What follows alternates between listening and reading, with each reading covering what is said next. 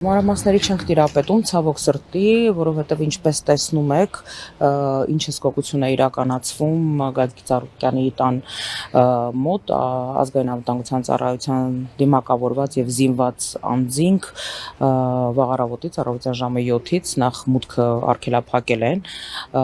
մեր նախորդ փաստաբանները եւս 1 ժամ սպասելուց հետո նոր միայն կարողացան մուտք գործել եւ մասնակցել խուզարկության գործընթացին, որտեղ տևական ժամանակ մոտավորապես 1 ժամ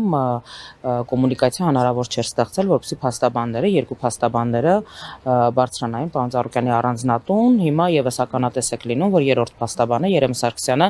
եւս մոտավորապես 1 ժամ սպասում է եւ կրկին անգամ հնարավոր չի կապ հաստատել քննիչների հետ, որպեսզի թույլտվություն տրվի փաստաբանի մասնակցության ու ներկայության համար խուզարկություններին։ Այս պահին Multigroup կոնցեռնի գրեթե բոլոր ձեռնարկություններում լայնածավալ խուզարկություններ են իրականացվում, ինչպես նաև խուզարկություններ են իրականացվում այդ ընկերությունների տնօրենների բնակարաններում։ 1 տասնյակից ավել ընկերությունների մասին է խոսքը, Արադ ցեմենտում է խուզարկություն, Երևանի Արադ կոնյակի օղու գործարանում է, Multi Wellness համալիրում է, Օլիմպավանում է, Multistone ընկերությունում, հյուրանոցային, Multigrand հյուրանոցային համալիրում եւ բազմաթիվ այլ հիմնարկներում, այս պահին միգուցե ամբողջ ցանկը չհիշեմ, այս լայնածավալ գործողությունները վկայում են ընդհանուր առմամբ մեկ բանի մասին, որ բոլոր հնարավոր եւ անհնարին միջոցներով փորձում են ճնշում գործադրել Գագիկ Ծառուկյանի վրա, որովհետեւ այսպես այս արագությամբ սպասեցին եւ համբերեցին Սահմանադրական դատարանի որոշմանը, որից անմիջապես հետո այսօր վաղ առավոտյան 7:16 են սկսել գործողությունները իրականացվել, անգամ պատկան մարմինները այսպես չեն սպասել, որ լույսը նորմալ բացվի, ինչևէ փաստաբանները երբ որ մենք տեղեկատվություն չունենք, որովհետև միջև ամսի 4-ը, երբ որ պարոն Ծառուկյանին անձեռնմխելիությունից զրկելու մասով կենտրոնական ընտրական հանձնաժողովը հաստատել էր այդ տեղեկությունը, որ իրենք ստացել են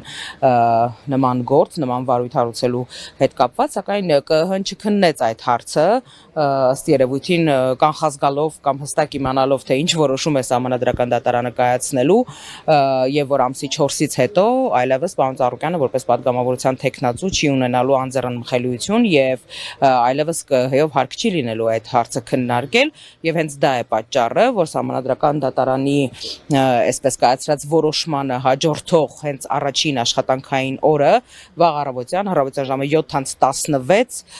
սկսել են այս լայնածավալ գործողությունների հետ կապված աշխատանքները։ Մենք եւս մամուլից ենք տեղեկացել անկեղծորեն, թե ինչ հոդվածներ են շրջանառվում կոնկրետ պարոն Ծառուկյանի անձի հետ կապված, ինչպես նաև մի շարք ձեռնարկությունների, այո, փողերի լվացում, հարկերից խուսափում, բայց սա մամուլից ստացած տեղեկատվությունն է, որովհետև քննչական կոմիտեն եւս հարկ չի համարում այս պահը որևէ պարզաբանում, պաշտոնական պարզաբանում տալ այս հարցի հետ կապված, իսկ ինչպես տեսնում եք, մեր փաստաբանները վերևում են գտնվում, խուզարկությանն են մասնակցում եւ տեղեկատվություն չունենք, հուսանք, որ ավելի ուշ փաստաբանները կամ պարոն Ծառուկյանը անձամբ կպատասխանի ձեր բոլոր հարցերին։ Ծառուկյանը տան է։ Այո, պարոն Ծառուկյանը, ընտանիքը, մայրը, տիկին Ռոզա Ծառուկյանը, ընտանիքի անդամները տանն են գտնվում, այո։ Եվ մի հարց արդեն կոնտակտ կար, ինչպես են տան անդամները, այսպես վաղ խուզարկություն իրականացրել։ Ցավոք սրտի ոչ կոնտակտ չկա, որովհետև վաղ առավոտյան որ մտել են, այլևս թե պարոն Ծառուկյանի, թե ընտանիքի անդամների հետ հնարավոր չի եղել խոսել։